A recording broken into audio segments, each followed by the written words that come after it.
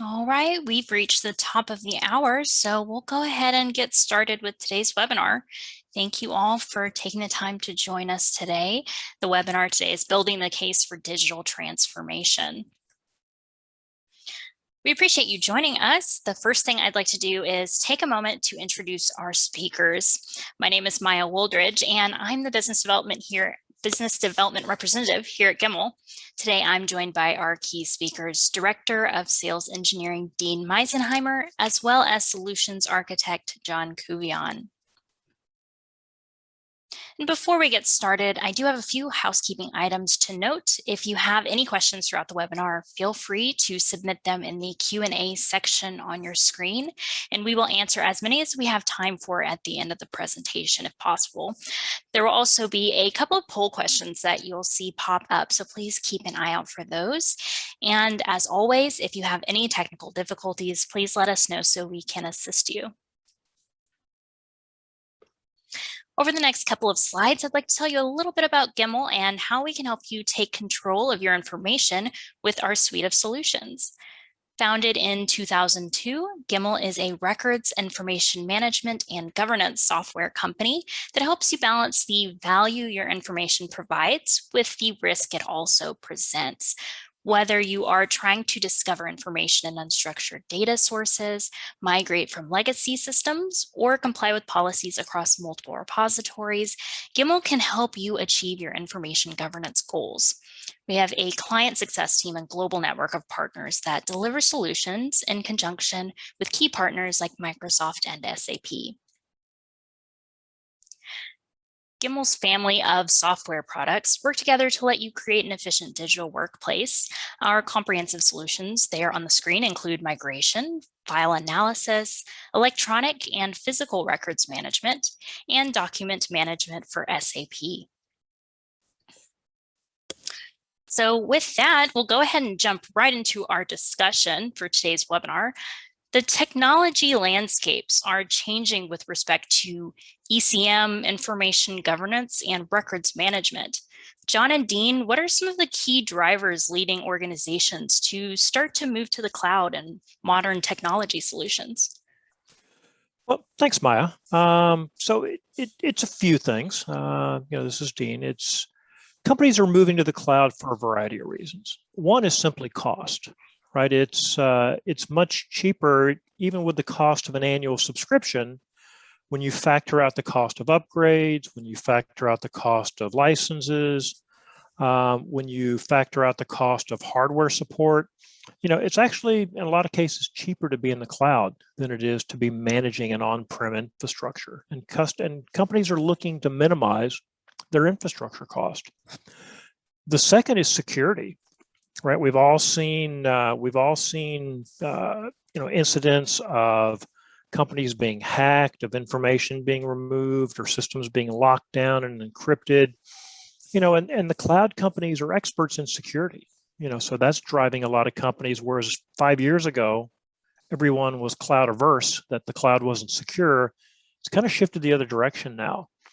And the advancement of the tools in the cloud are really being, are really rapid, right? The cloud platforms are constantly changing, constantly advancing. New capabilities are being added. And when you're subscribing to a cloud service, you have advantage of that. Plus, a lot of legacy systems, when we talk to clients, they'll have legacy ECM systems or other systems, and they'll be out of maintenance. Or they'll be poorly maintained in the client's own words. And if you look at the industry, especially the ECM industry, over the last 20 years, there's been a lot of industry consolidation, right? A lot of acquisitions, a few large companies kind of becoming the dominant vendors. And older systems are being end-of-lifed and not supported anymore by these vendors. So those are a lot of the drivers. Sure, those are a lot of great points, Dean. Looks like we've got our first poll question. Has your organization made a commitment to be cloud first? And if you don't mind me asking, what exactly does it mean to be cloud first? Great question. Cloud first is, the preference for any new system that's going to be deployed should be a cloud platform. It should be a SaaS offering, right? Where it's a software as a service versus actually having to install and configure and set up servers on premise. That's what a lot of companies mean by cloud first. Got it. Got it.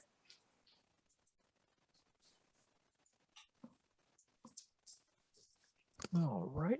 So pretty good results. 54%, over half of you now have said, your organizations are cloud first. And again, that is an absolute shift, especially in the information governance market from where we were 4 to 5 years ago, right? Where it's like, oh, we can't put records in the cloud. That we just can't do that. So seeing companies make that shift is great.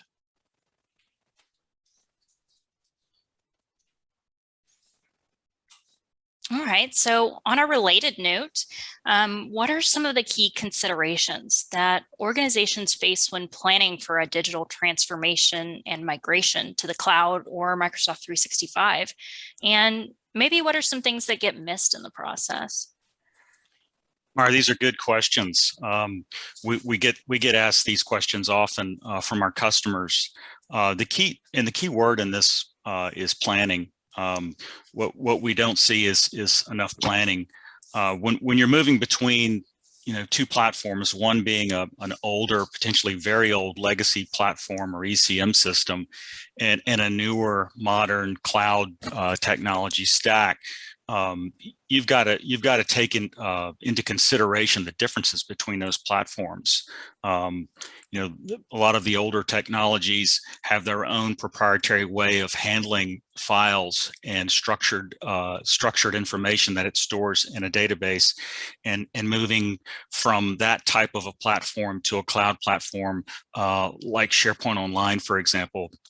You've got to consider the changes to your information as you're going to be moving that, the structural changes, the differences in how metadata is tracked and kept, the differences in the audit trail, the differences in any of the structures that the legacy platform might have provided, but that the new technology might handle differently.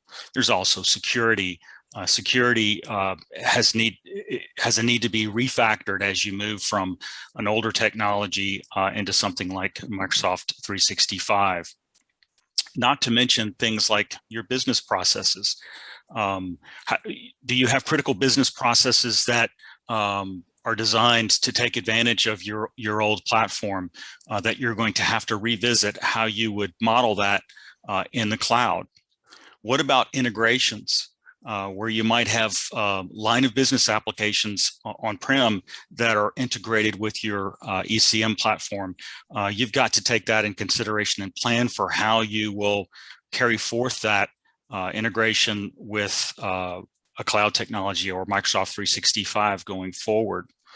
And the second question, the two biggest things we see that people miss in the process is during this process, they are not ready in their new platform, whether that be some other cloud platform or SharePoint Online. They're not ready to take that information into the target system.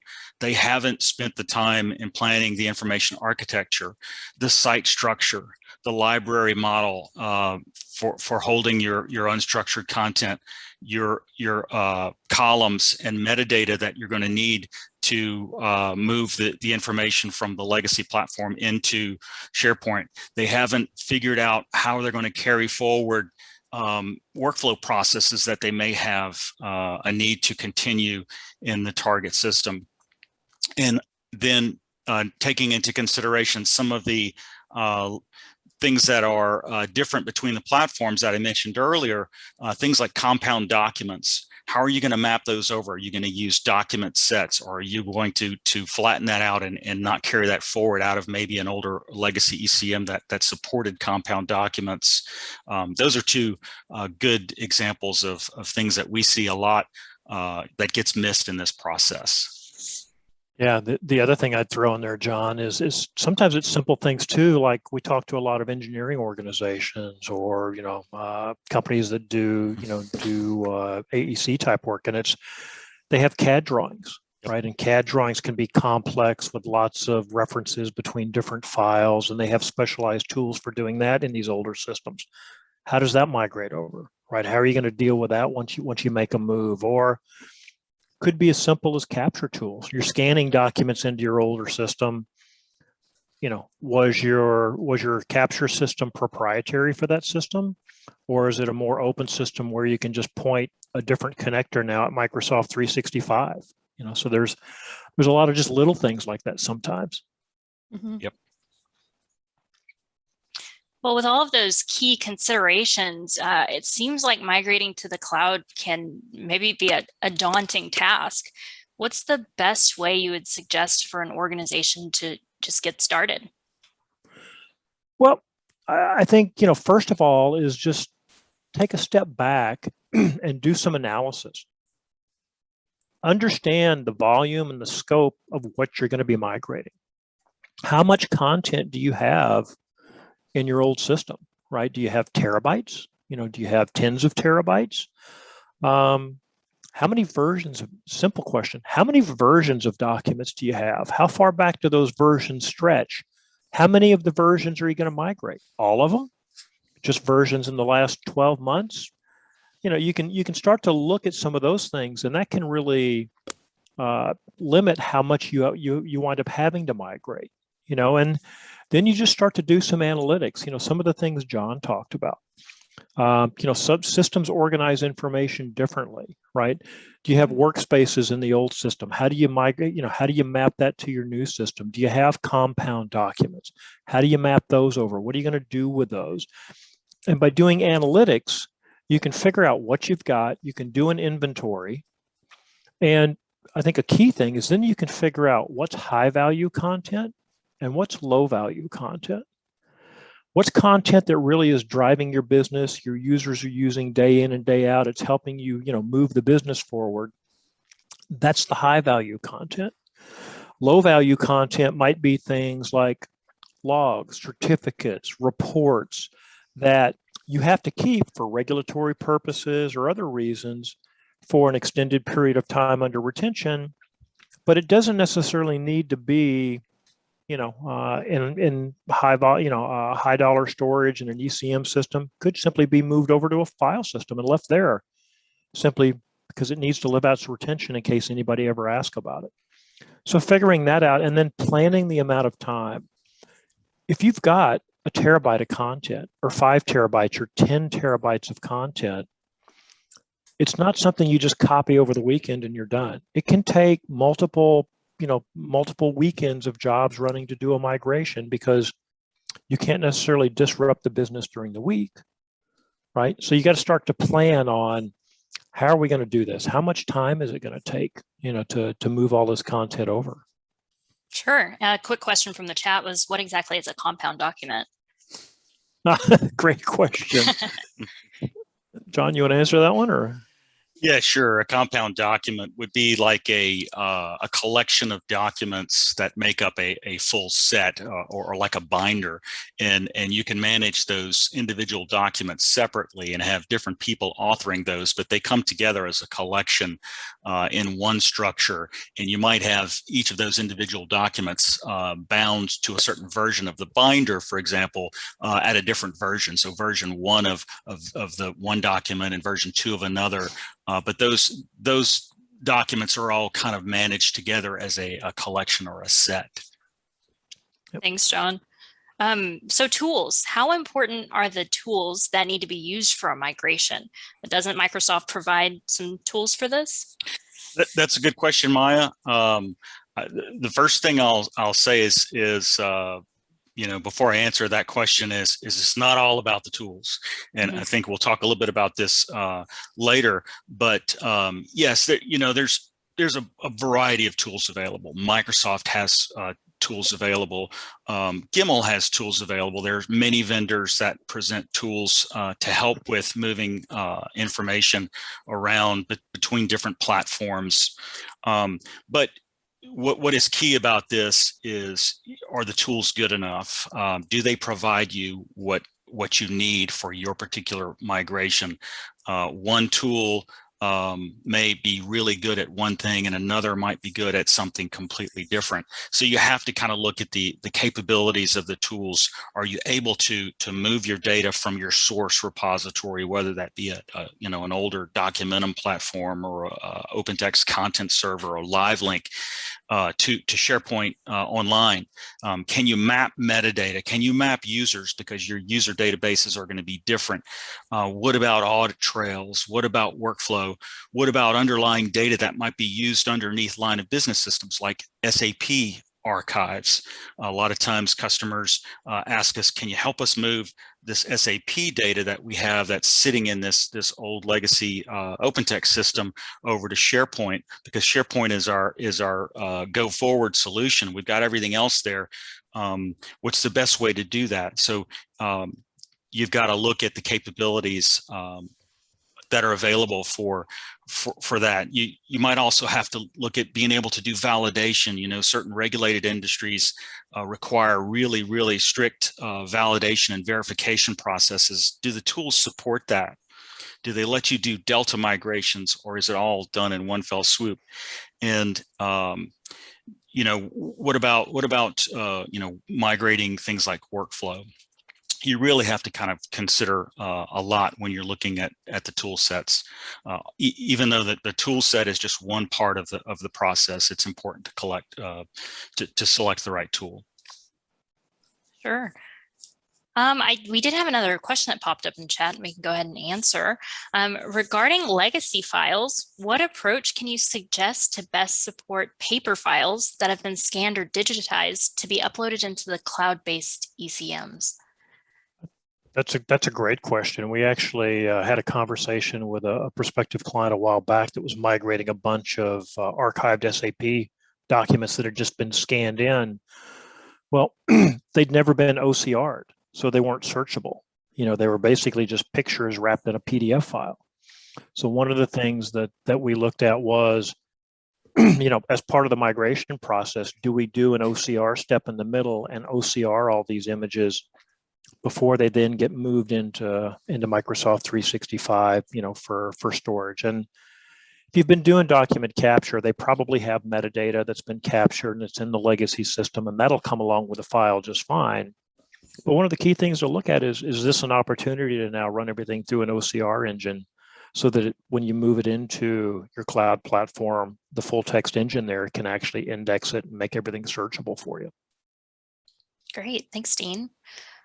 Another question while we're on this slide, we've talked a lot about those key considerations and tools, but what is something that is underestimated when moving to the cloud? That's another good question, Maya. I think the biggest thing that we see that gets underestimated or is undervalued on these projects, and is the first that gets cut out of the plan, is change management. And I think that's the last thing you want to do. You want to get user involvement throughout the entire process, well in advance of even doing your planning. You want to understand the pain points, and you want to keep your users involved throughout the whole process and prepare them for the change that's getting ready to hit them, because well in advance what this is going to look like when you're moving from one of these old legacy platforms that operates completely different than a platform like SharePoint Online or Microsoft 365 would behave from a user interface perspective. And although your users might be used to using Microsoft tools, the structure of their data is now going to look differently. They're going to have to search for things potentially in different places than they're used to. So you really want to make sure you're preparing your users for that, and you're keeping them involved, and you get their buy-in well in advance of just dumping something on them and having them say, what is this? I can't use this. This doesn't meet my business need. So I think that's probably what I would say is the most underestimated portion of one of these efforts. Thanks, John. So I think another important question to hit here that we hear is, so how do I make the business case to convince my management? Yeah, no, that's always key, right? Because it costs, even though you may be saving money by retiring an older system, it still costs money to make the migration and to make the move and to do the training and to manage the change, as John talked about. So, one of the key drivers that we see with a lot of organizations is they already own Microsoft 365, right? They've licensed Microsoft 365 and they've moved payloads to the cloud like Exchange and Active Directory, and they've started to roll out SharePoint Online, and they're using tools like Power Automate. So they already own that, right? So there's no additional cost there to begin to take advantage of the services in the platform they're already paying for. The second is you take a look at what are the costs to do upgrades, to do maintenance to your legacy ECM system. We had one company, that told us they had two legacy ECM systems, and one was validated, one was not. And every other year, one of them had to be upgraded to the next major version of that software. And it was costing them, because of the technologies involved, the number of servers, the skill sets needed, it was costing them $250,000 each time they had to upgrade one of them. That's completely in addition to their annual maintenance cost for the software license. And then the other thing you look at is the hardware. A lot of these legacy systems with the cloud, there's no hardware. With a lot of these legacy systems, it's not just one server running your ECM system. It can be a half a dozen servers between database servers and redundancy and the application server and the server the actual content management software is running on, and full text indexing servers, and they can be very heavy in terms of cost of hardware. So when you begin to cut that out, you have hardware savings. That hardware could be repurposed for other things, and the cost of maintaining and patching and upgrading just the hardware, not to mention the software, goes away. Mm-hmm. Are there other kinds of benefits that can be used to prove my case when I take this to management? Yeah, sure. Just, tying in exactly to what Dean just mentioned, you've got a platform that you already own in Microsoft 365. You've got the efficiencies of having all of your content on that one platform. Whereas in many cases before a consolidation, you might have certain things in a legal system and certain things in an HR system and certain things in another area for your engineering, for example. Now you've got ease of access to that information in one single platform, and you're already using Microsoft 365. You're already using Teams. You're probably already using Outlook, and you're using Office. You've got all of that tied together in one system. Yeah, and the other thing, and John, you and I both been in this space for a long time. Microsoft 365 as a platform is really, especially from a content management collaboration standpoint, it's one of the only platforms I've ever seen that has the ability to touch every desktop in the organization. Yeah, that's true.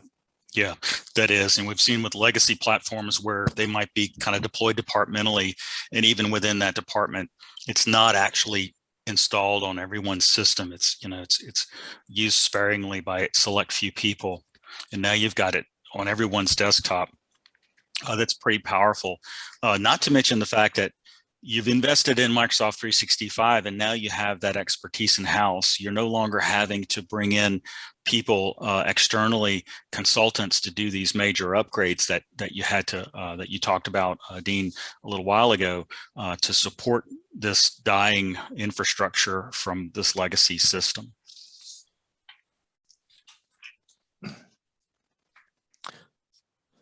So this slide here, this is actually based on a real client success story. If you go out to Gimmal.com, there's a lot of different case studies that we've published out there, and a number of them have some good ROI data in them. And this was a client that was using, it was a municipal client.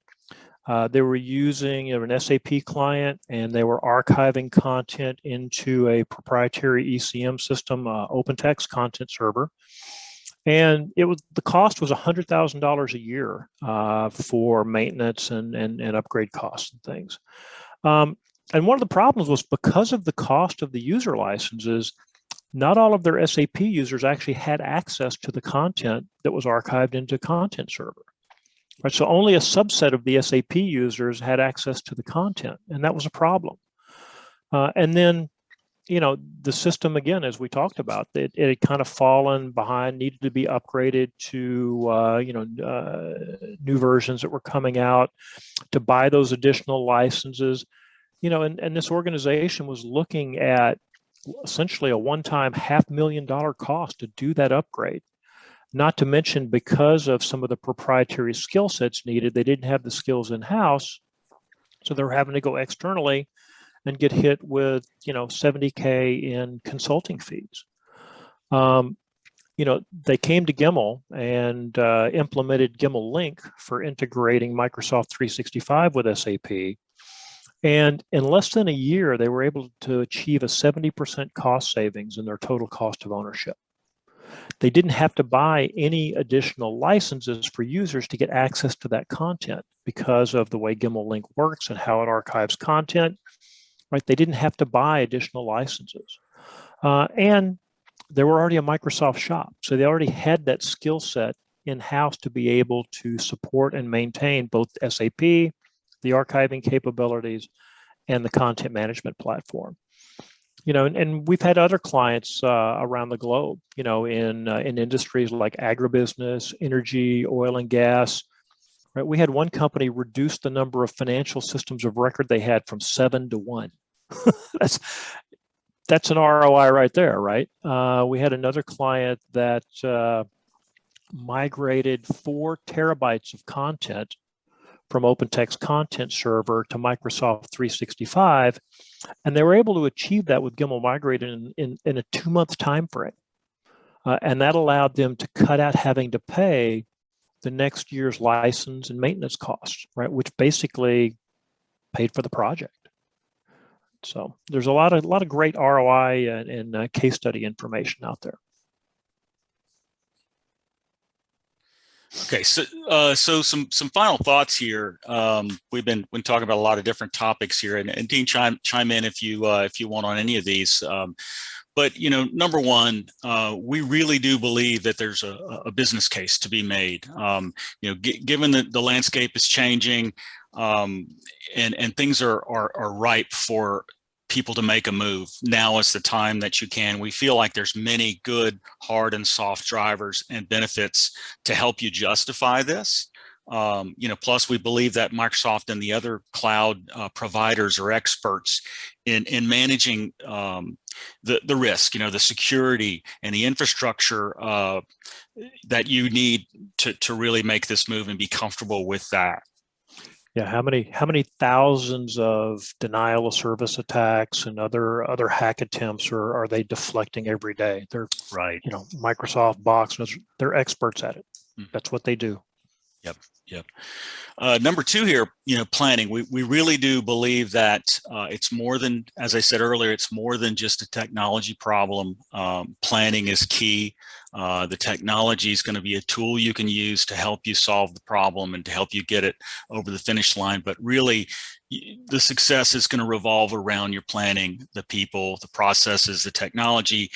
We rarely want to see people do a lift and shift. It's much more than that, and it's in. You've got to look at the change, as I mentioned, the change management aspect. How's it going to impact your users? Get buy-in, maybe do some quick wins with your user community to get them on board quicker and show them the positive side of the change. Don't simply replicate the old solution that you've got in your old Documentum system or your old OpenText system or your old FileNet system verbatim into your new platform. Take advantage of the time and the opportunity to reevaluate what your business requirements are now, not what they used to be 15, 20 years ago, and solve that problem and make sure you're positioning yourself strong for your go forward position. Yeah, I've always joked, don't just optimize bad processes in the cloud. Take advantage of the opportunity to kind of rethink things and leverage the new services that are available to you. Mm-hmm. And then finally, there's always the option. Option B is do nothing. But we always want you to say, what is the cost of doing nothing? What does that really mean? And I think that Dean and I both, in a lot of our discussions today, have kind of laid out the reasons why you would not want to do that, the risk involved in just your technology stack being old and stale, and maybe being on its last leg, your servers and your operating systems, you're eventually going to get put into a situation where that system could fail, or the software that you're running could be deprecated. Take for example, when SSL was deprecated and you had to move to TLS 1.2, if your software didn't support that and your underlying infrastructure couldn't do that, you were left in a really bad place. As these legacy systems age, also the cost of maintaining them and upgrading them, as Dean mentioned, is only going to get worse. It's going to increase because the resources that you need to do those are going to be more scarce. So you're going to be left in a lurch potentially when that system either is end of life, or when you have to do a migration and you can't get that system in a stable situation to do your migration, and you don't want to wait till it's too late. Yeah, no, totally agree with you there, John. Technology's changed as Microsoft deprecates versions of simple things like versions of a database, right? If your system was built around SQL Server 2012 and that's no longer formally supported, what do you do, right? So sometimes the cost of doing nothing becomes very expensive in the long term. All right, well, we've got another quick poll question here. Would you like additional information on how Gimmal can help you achieve your digital transformation goals? You can let us know, yes or no, not at this time. Yep, and while you're answering the poll, if you do have any questions, feel free to type those in the Q&A panel, and we'll be happy to field some questions. We're kind of hitting the bottom of the hour here, but John and I are both happy to answer any questions you may have. Sure, and while they're filling out that poll, one question, do I need an E5 to do all of this? And what about syntax? Yeah, good questions. You don't have to have, if you're not familiar with Microsoft's licensing, they have different levels of kind of license that provide different levels of functionality. And we see a lot of corporate clients kind of struggling with, do I have an E3 license, which provides a broad set of functionality? Do I need an E5 license, which opens up even more some of the machine learning and AI capabilities and other things? And a lot of companies struggle with that. Gimmal can work with either environment. We don't force companies to have to leverage things that are only in an E5 license if you're using Gimmal Records, for example, or Discover, or other tools. Syntax is an additive component. If you're not familiar with syntax, it's machine learning and tagging that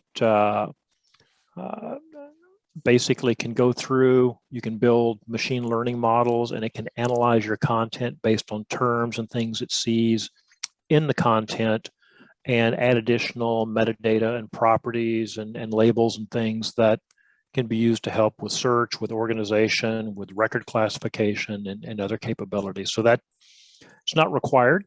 It's something that can become additive.